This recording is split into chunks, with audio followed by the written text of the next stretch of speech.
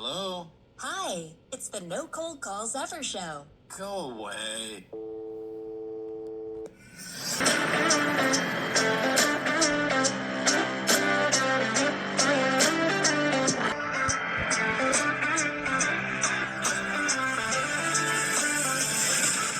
Well, welcome back, viewers, listeners. Charlie McDermott here with yet another awesome guest. And those of you who are watching us on YouTube, you probably already recognize the face. Those of you listening, you're probably wondering, who's Charlie guy this time?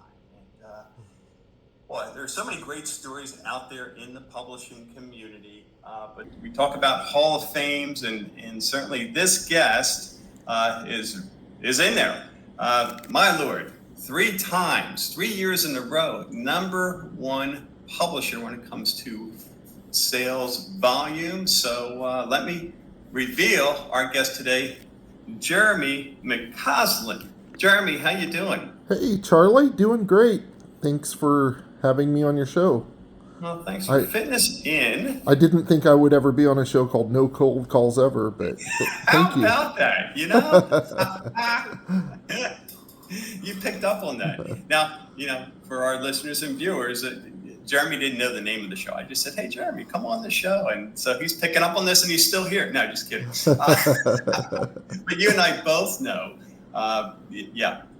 what you do, and we'll get into that and how that saves the publishers from that, I don't know, can I say that evil, that dang cold calling madness? Let's call it necessary evil.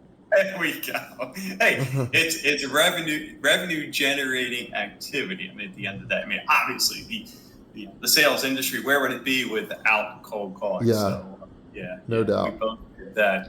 But we have listeners who maybe don't know you, aren't familiar with you, because you've been out of the industry for a little bit here. Let's start there, Jeremy. Fill us in on your background. Yeah, so I've been in sales all of my life. I would say that I got into sales accidentally. I think my dream, well, I had a couple. One was to be a rap star, but another was to... Do you play, or do you sing? I used to enjoy... I still enjoy music. Used to enjoy rap music. I'm kind of kidding with that, but... I've always enjoyed music.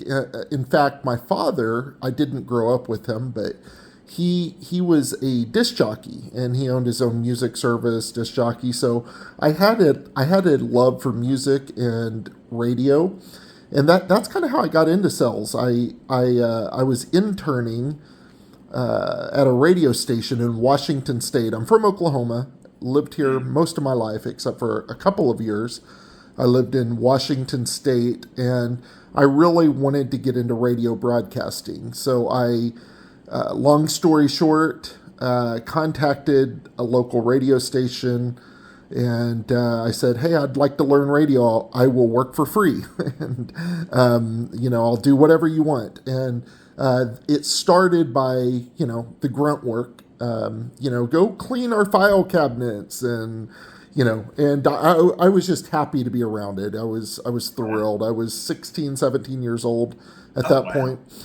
And how I got into sales is I had a desire to have my own radio show. But, I'm a 16, 17-year-old kid and, approaching the management saying I want my own show. I had the mind that, that's probably not going to go over too well. So... But dollars talk, and for some reason I realized that at this point. So, long story short, I had this brilliant idea.